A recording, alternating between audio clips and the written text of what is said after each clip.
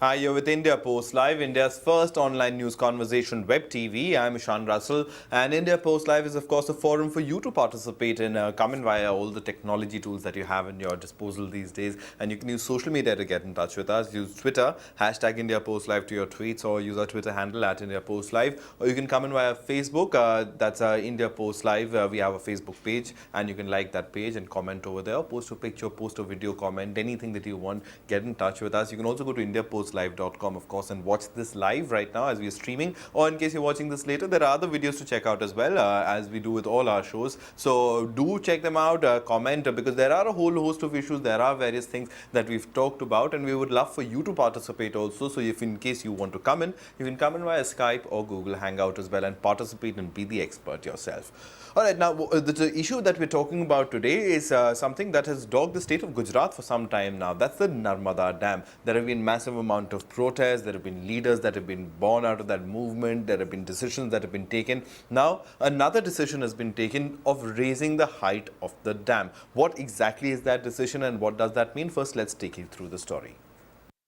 The Narendra Modi government's decision to raise the height of the Sardar Sarovar Dam on Narmada River last Thursday has kicked off a political storm. The Narmada Control Authority approved the decision to raise the dam's height from 121.92 meters to 138.68 meters. The opposition has cried foul, terming the decision as hasty and in violation of the Narmada Water Disputes Tribunal Award. They claim this will jeopardize the livelihood of 250,000 people across Gujarat, Madhya Pradesh and Maharashtra.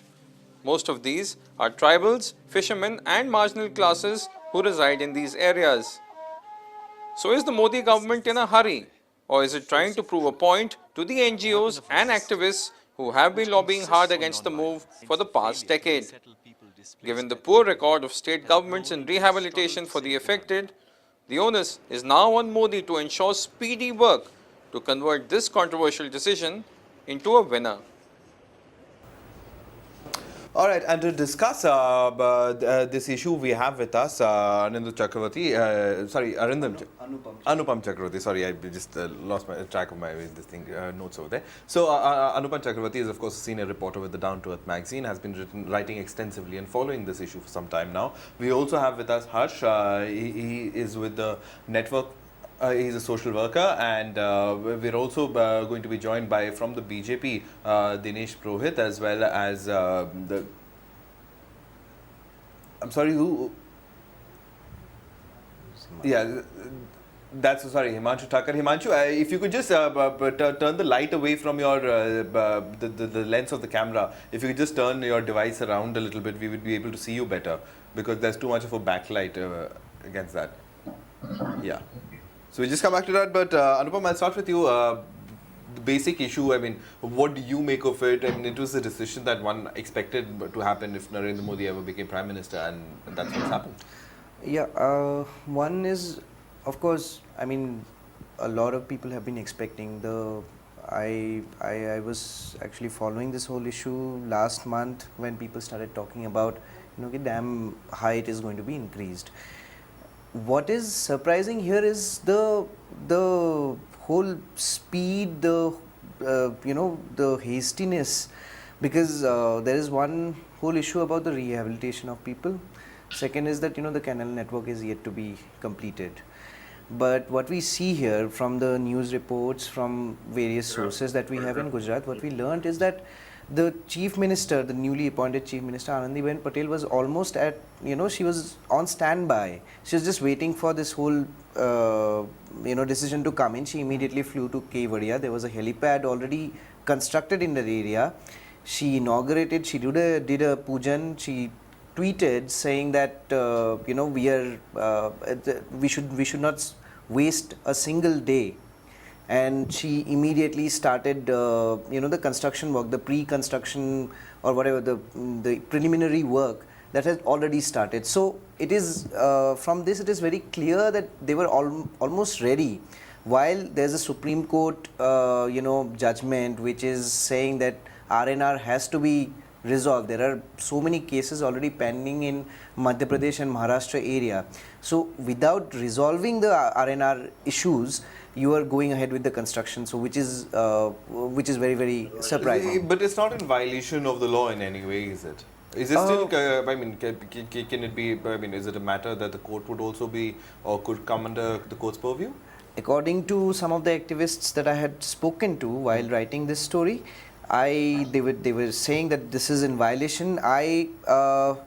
From what I've learned from the judgment also, it has to happen. The rehabilitation has to happen in parallelly with the construction work.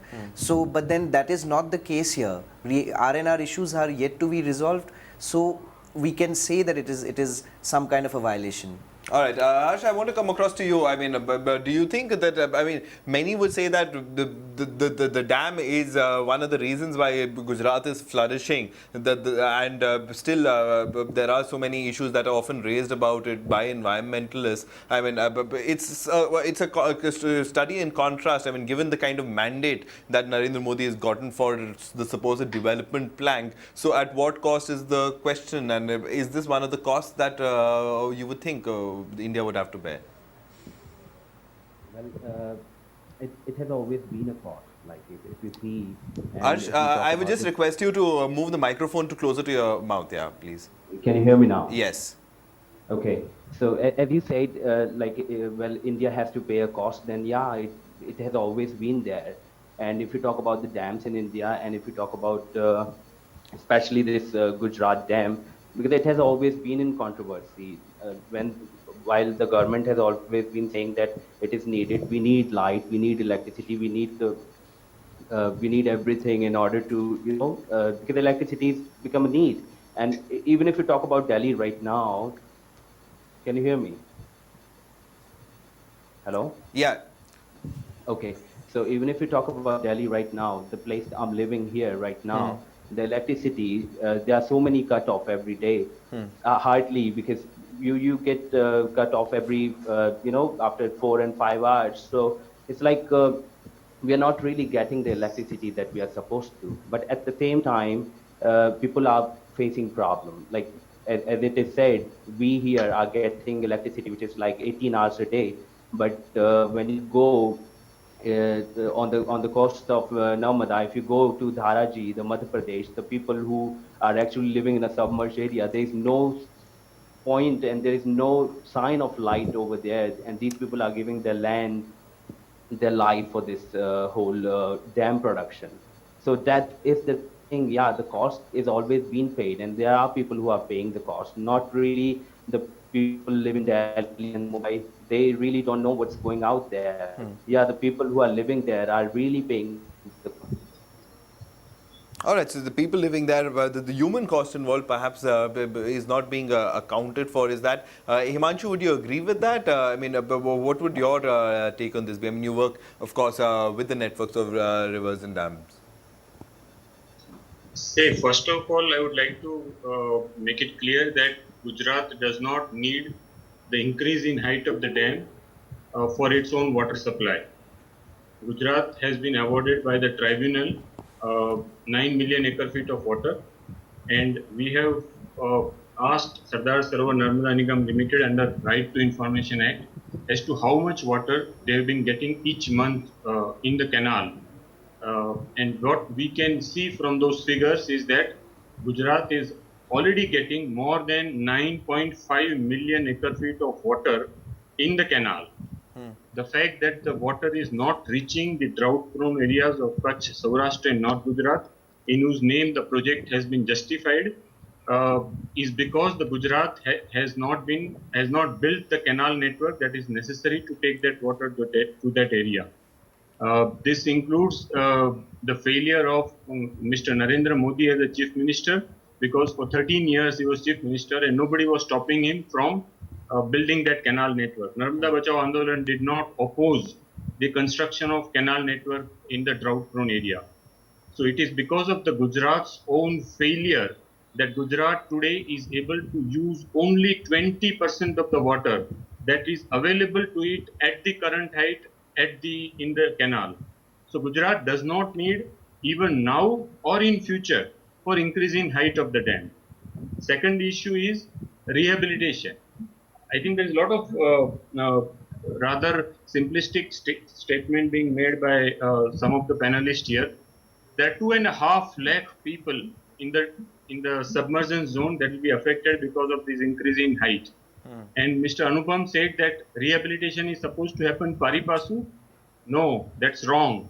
Rehabilitation is supposed to happen in advance of any construction and submergence. So rehabilitation is supposed to happen according to the court orders a year in advance of submergence. So if that rehabilitation has not happened and the maximum amount of submergence and displacement is going to happen in Madhya Pradesh, and Madhya Pradesh has refused to give 2 hectares of irrigated land that each displaced family is entitled to. In fact, it has said it has no land to give to the displaced family. And Madhya Pradesh has 193 of the 245 affected villages. So more than 40,000 families of Madhya Pradesh are getting affected by this project, and there has been no rehabilitation. And the third point is that if till 15 days before this decision was taken, the rehabilitation has not happened and the statutory authorities were not able to clear it, how is it that as soon as Mr. Narendra Modi becomes the Prime Minister, that all the statutory authorities, including rehabilitation subgroup, the Narmada Control Authority, and the state governments, are suddenly saying that rehabilitation has happened and you can go ahead with the gates, installation of gates. Incidentally, this is a permission only for installation of gates and not for closing the gates. All right, but what is the logic or the reason being given as the argument by the government for taking this step? Well, they are giving one direct reason is that that this will enable Gujarat to take the water to drought-prone area, which is a complete lie, because water from the Narmada Dam is supposed to reach the drought-prone area through Narmada Main Canal. And the full supply level of Narmada Main Canal is 110 meters. So once the dam water level goes above 110 meters, the water can enter the canal. And once the water enters the canal, it can reach the Kutch, Saurashtra, North Gujarat if the canals have been built. And as I told you, Gujarat already has more than 9.5 million acre feet allotted to it. So there is no question. So that is a lie. The second benefit they are claiming is that this will store additional water behind the dam, and that there will be increase in power generation. The first of all, the increase in power generation will be, if at all, 10 to 20%. In reality, it may be less than that because the power generation at Sardar Sarovar is dependent on irrigation development. Once irrigation development advances, there will be less power generation at Sardar Sarovar, because there are 2 powerhouses at Sardar Sarovar. One is the 1200 megawatt riverbed powerhouse, and the other is 250 megawatt canal head powerhouse. If the power is generated through riverbed powerhouse, the water goes into the river, and that is not available for irrigation. And irrigation water goes through canal head powerhouse, which is only 250 megawatt capacity, because the canal full supply level is 110 meters. So and once, this will take at least 30 months is supposed to take. So in 30 months, there will be more water being used in the canals. So there is no guarantee that there will be actually more power generation either. And as I told you, Gujarat does not need more storage behind the dam to take care of its water need. Okay. So we don't know why they are doing. It seems that Mr. Modi wants to show to the world that he has the power, and he had said in the election campaign that once he becomes the Prime Minister, Gujarat will be at the double benefit because a Gujarati person will be at the helm. He said in Gujarati that jab mother is serving the food at mama's house, it's a double benefit for the people who are enjoying the feast. So that's what he is trying to show, that he can do this and he can submerge. He doesn't care about the opposition. He doesn't care of the people, tribals and farmers. And that has been track record in Gujarat also. All right, fair enough. So there's a certain amount of criticism coming in, and this was the fear that many had talked about when this entire election was going on, and even after the mandate, that what development at what cost, Anupam? And is this the first example of that what we're seeing? Well, there have been other examples also. If you look at the, last year when they announced special investment regions, these are the areas which have been selected for, development of, say, areas like Dholera or, Viramgam. These are two big areas, agricultural belts around Ahmedabad. Both these areas were declared as special investment region. They were getting canal water, and these areas, like about 80,000 hectares, had been denotified. Denotified in the sense that these areas were getting canal water. They have been said that since industries are coming in these areas, so they stopped getting the canal water. So it has been happening from since last couple of years. I mean, when they started, taking the industrial development ahead, the whole project of industrial development ahead. All right, so the cost of development, let's get to the voice from Ahmedabad itself. Darshan Desai, senior journalist, joins us. Darshan, thank you very much for coming in. But just from the Gujarati people's perspective, is Narmada that big an issue? I mean, the height of the dam has been raised. Is this now a matter of Gujarati Asmita, or is it a matter of, is it a matter of pride for Gujaratis or not? I mean, it has been, projected as a matter of pride for Gujaratis, but otherwise, But are the people buying it? not really much. But 121 meters is already a good height for the Narmada Dam, for the waters to reach the past areas of Gujarat, particularly Saurashtra and Kutch. But the canal network has not been made by the government, and it's just trying to project a he-man kind of an image by saying that, see, we have the Narmada Dam to its full capacity, to its full height. But even now, you could have provided waters to all the past areas of Gujarat, which you have not been able to provide because you have not completed your canal network. All right, fair enough. So, so you're saying it's more an act of bravado, but ultimately it's all about electoral politics in India. And in terms of that, Modi is doing pretty well. I mean, that macho image people are buying into, even across Gujarat, aren't they? Absolutely, absolutely. I totally agree with you. But I would like to say that it's not Narmada Dam or it's not development and all that. It's basically Hindu Hriday Samrat. That is what is moving Gujarat for Narendra Modi. It's not Gujarat was always developed. Gujarat had always that BSP, Bijli Sadak Pani was always there. Some areas didn't have it, but most of the areas always had it. And the reason for this is that majority of the politicians in Gujarat are businessmen, and businessmen want good infrastructure in any case, and it was always there. In Gujarat. So it's the Hindu Hriday Samrat image that is working for Modi in Gujarat. All right, Anupam, the fact that you pointed out earlier that last year what had happened with the special investment regions, but are there many other projects across India that we could be seeing similar things happen where, I mean, decisions are taken pretty much without having a conversation or a debate about it?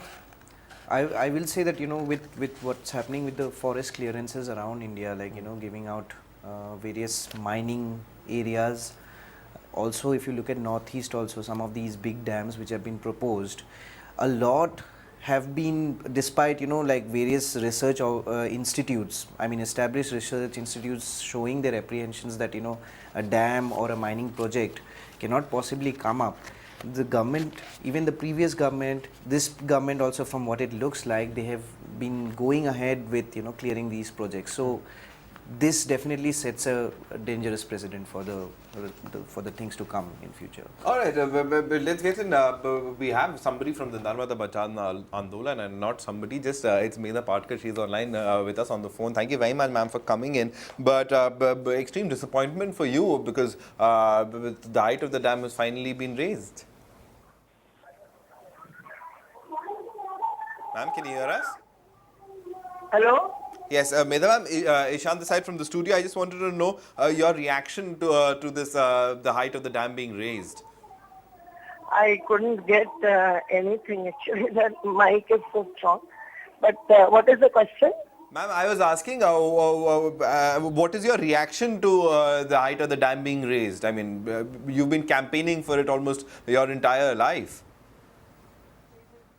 29 years struggle has taught the people that the government has no political will to really either rehabilitate and take care of the social impacts, which are so enormously large-scale impacts, and also not to take care of the environmental losses. And those are the preconditions for raising of any height of the dam, rather taking the project ahead. And that is clearly directed by the Supreme Court in not one but 4 of its judgments. And that is law. The Narmada Tribunal Award is the main legal basis, which says in no event can anyone's property be submerged unless all compensatory measures are taken and rehabilitation arrangements are made. And that is not in the ground reality. That is not happening. And there is huge corruption which the inquiry is going on with. And that corruption is in the form of the fake registries, the land sale deeds. So actually thousands of families have not received their land, which is their entitlement, but it's only the fake registry paper which is in their hands. The other thing is there are farmers who are just paid compensation, but who have not got the house plots, and the rehabilitation sites are also under scrutiny. There is the massive research that is done under the behest of the Commission of Inquiry, and that report is now going to be public in October. The corruption report will be out, and that is why all the state governments are now joining hands in a way. But Shivraj Singh Chauhan had to raise the issue and raise the question against Mr. Modi government's decision, because that decision was taken absolutely undemocratically. Even the Water Resource Ministry and the Environment Ministry and the Social Justice Ministry, the 3 ministries of the Madhya Pradesh cadre ministers, and they should have represented the Madhya Pradesh oustees who are not less than 2.5 lakh in the submergence area of the full dam height. And even at the present height, there are 2 lakh people and more, and they are yet to be rehabilitated. So there is no question of raising the height. There is no question of submerging these densely populated villages with the temples and mosques and schools and dispensaries, shops and markets, the horticulture and the prime agriculture going on. This is Madhya Pradesh plain area, and there is also the hilly area where the Adivasis have their rights. They are asserting their rights. 11,000 families have got land for land. This is also only in this time because the struggle was on for last 29 years. But those who remain will have to be fully and fairly rehabilitated now. If they don't have land, they cannot take the dam further. In any case, there is water that is ponded today at the height of the present wall, which is 122 meters, and still not more than 20-25% of the water which is available is being used by Gujarat. Because the Gujarat has not completed its canal network beyond 30-35%.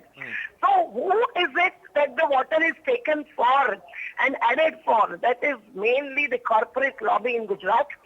And even in the Kutch, in Saurashtra, the water is diverted to the companies first and not to the thirsty villages in that drought-affected, drought-prone region.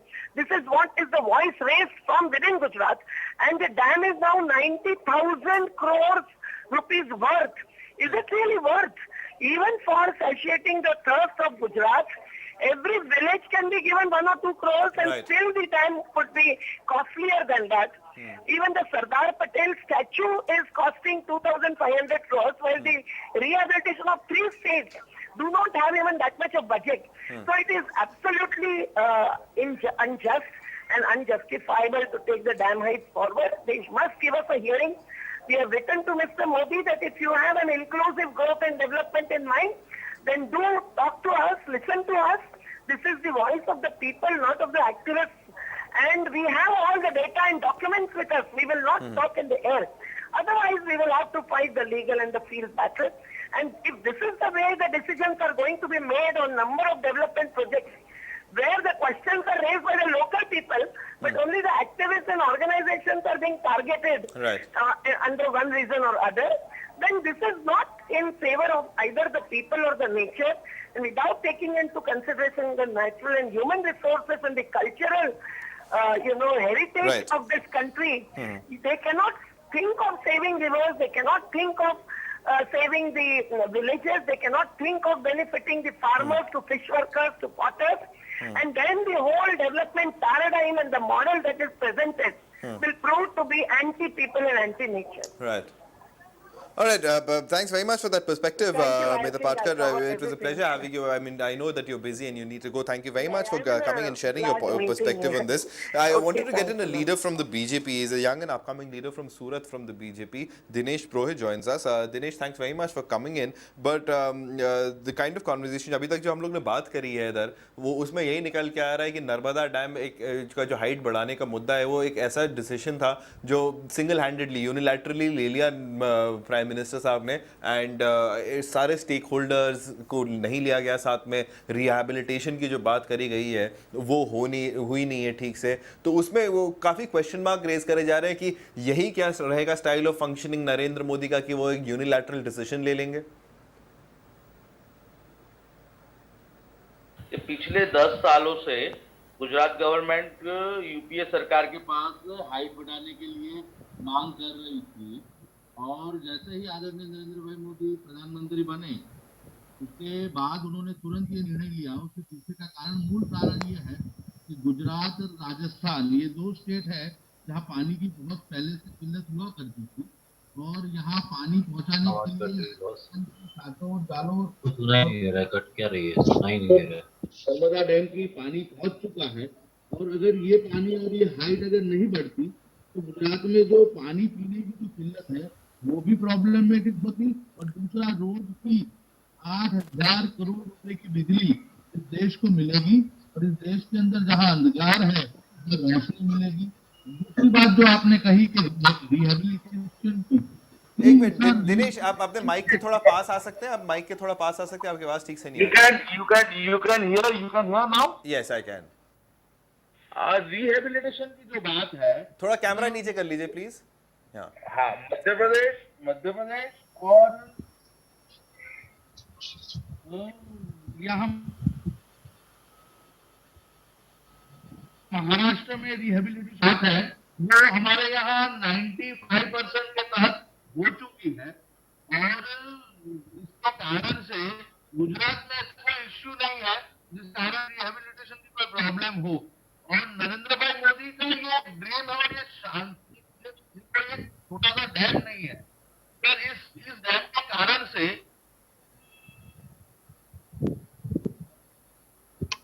जो पानी मिलना है 250 kilometre का, alright. फिर वहाँ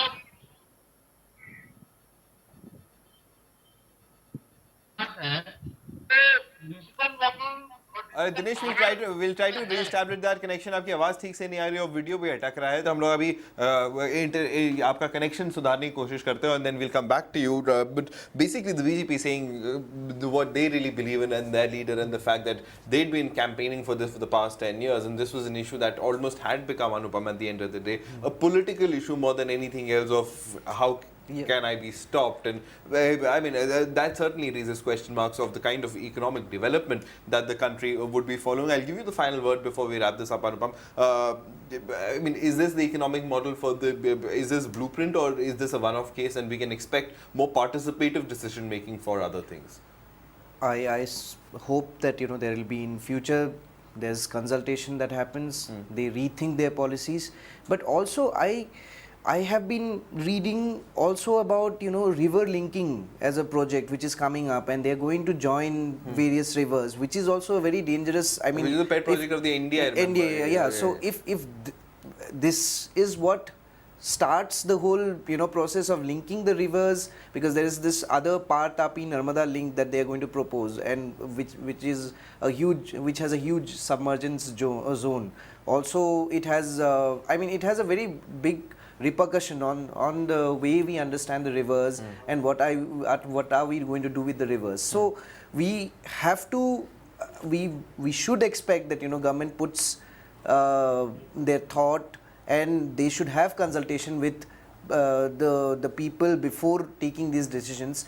But the way they have been proposing these projects, it definitely is a you know, one has to stand in guard and, you know, watch. Reservations. Yeah, certainly are there are reservations against this. All right. On that note, we'll wrap it up. I mean, everybody, I'm sure, has a lot more to say about this issue, and we'll continue to talk about this because, of course, balanced development, inclusive growth, that was what was promised, and so let's see. Let's hope the government delivers on that. And but in case it doesn't, there are enough people like Himanshu and Medha Patkar who will, of course, keep watch on the government and ensures that the best for the people also happens at the same point in time. But I'd like to thank very much all of you for coming in. Harsh, Himanshu, Darshan Desai. I'm sorry, Darshan, we couldn't talk much more, but we were completely run out of time. And thanks so much, Harsh, and Himanshu Thakral as well. Thank you all for coming in. Also, Dinesh Purohit. Medha Patkar, ma'am, it was a pleasure having you on the show, and Anupam, you as well. I'm so sorry for keep doing this to you. All right, on that note, we'll wrap it up. But the conversations, of course, continue right here on India Post Live.